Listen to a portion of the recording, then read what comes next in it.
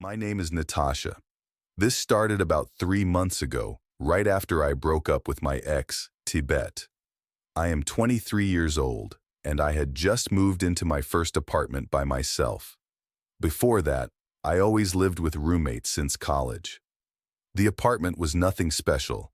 It was a one-bedroom apartment in a medium-sized apartment complex in Columbus, Ohio. I work remotely, so I spend a lot of time at home. That was one of the main reasons I wanted my own place. I was tired of trying to work while my roommates were loud in the kitchen or around the apartment. My unit was on the second floor and faced the back of the complex. The view was mostly the parking lot and some trees. It was not scenic, but I did not care. I finally had my own space, my own routine, and real privacy for the first time in my adult life. For the first few weeks, everything was normal. I did not really talk to anyone in the building, just the occasional nod in passing. There was an older woman on the first floor who always seemed to check her mail when I walked by. There was also a couple across the hall who argued sometimes, and I could hear them through the walls. That was basically all the interaction I had with other residents. A few weeks after moving in, I started noticing a man. The first time I saw him was about 3 weeks after I moved in. I was coming back from the gym around 8 p.m. As I was walking up the stairs to my floor, someone was coming down. It was a white man, maybe in his late 30s or early 40s, with an average build. He was wearing a gray hoodie. There was nothing especially noticeable about him.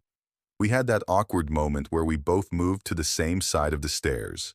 Then he squeezed past me without saying anything. I did not think much of it at the time. The second time I saw him was a few days later. I was in the parking lot getting something out of my car. I noticed him standing near the dumpsters. He was not doing anything, just standing there. When I looked at him, he turned and walked away around the side of the building. Again, it did not seem strange by itself, so I ignored it. The third time is when things started to feel wrong. I was working at my desk, which faces the window overlooking the parking lot. It was the middle of the afternoon. While I was on a work call, I glanced out the window. I saw a navy blue car parked in the lot that I did not recognize. Someone was sitting in the driver's seat. I could not see their face clearly, but it looked like they were staring up at the building, possibly at my floor or even my window. I was not sure. I watched for a few seconds, then focused back on my call. When I looked again about 10 minutes later, the car was gone. For some reason, that moment stuck with me. After that, I started paying closer attention. The more I paid attention, the more I noticed the same man.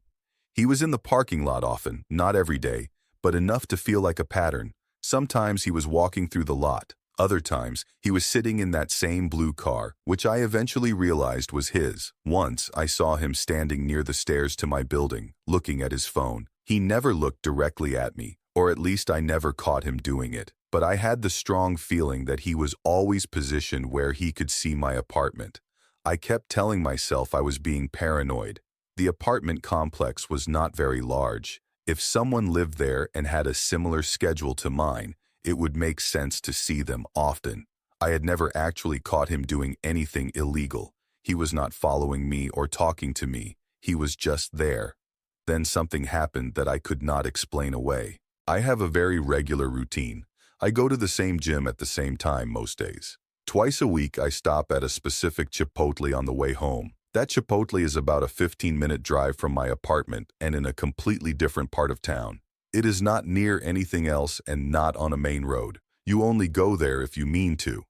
One night, I was sitting inside the Chipotle, eating alone and scrolling on my phone. I looked up and there he was, the same man, the same gray hoodie. He was sitting at a table across the restaurant, eating a burrito bowl. My stomach dropped. I felt physically sick. There was no reason for him to be there. The gym I go to is in a different direction, and that Chipotle is nowhere near my apartment. I tried to be logical.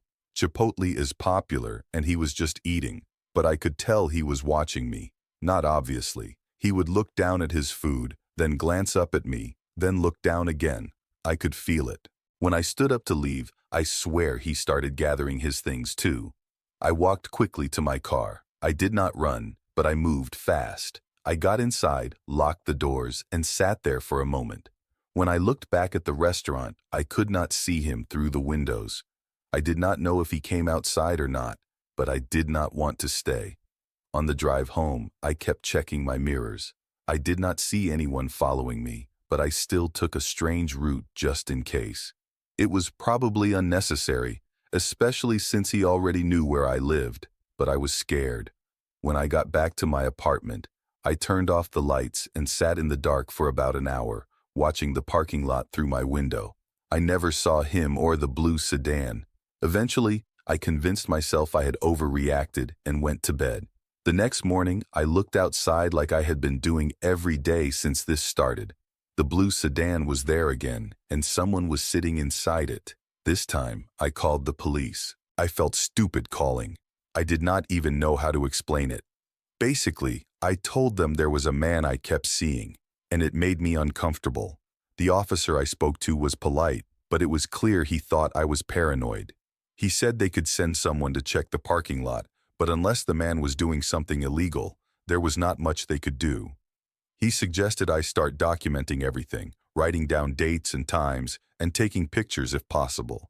He told me to call again if anything escalated. About 45 minutes later, a patrol car arrived. By then, the sedan was gone. The officer walked around the complex, knocked on a few doors, and told me what I expected to hear. There was no sign of anything suspicious, and no one else had complained. He gave me his card and told me to call if anything else happened. Nothing happened for about a week after that. I started to relax. I thought maybe the police presence scared the guy away, or maybe I really had imagined everything and my mind just needed time to calm down. Then I found the note. It had been slipped under my apartment door overnight. I saw it in the morning when I woke up. It was handwritten and said, "You should really close your blinds at night." I was terrified. I dropped the note out of shock, then quickly picked it up. My hands were shaking. I felt a deep sense of danger and helplessness. 2 weeks later, I moved out. I did not wait for my lease to end. I paid the penalty and left. I moved back in with my parents and planned to stay there until I found another apartment. I thought that was the end of it. About a month after moving back home, I was driving back from the gym. It was a different gym, one near my parents' house. That is when I saw it. A navy blue sedan was parked on a random side street about 2 blocks from my parents' neighborhood. I immediately recognized the car. I knew it was the same one. I drove the rest of the way home trying not to panic. I did not see anyone following me, but that almost made it worse. If it was him, then he probably already knew where I was going. I told my parents as soon as I got inside. My dad said he would keep an eye out. My mom started double-checking all the locks. They have been watching the street more carefully since then. My dad even mentioned installing a camera on the front porch. It has been about 2 weeks, and I have not seen the car again. Part of me wants to believe it was just a coincidence. Maybe it was a similar car, and I am imagining things. But I know what I saw. I do not know how he found me. I do not even want to think about the possibility that I have a stalker who has been tracking my movements. I am honestly scared to leave the house. I have thought about going to the police again, but I do not know what I could even tell them. Hopefully this story does not need any updates.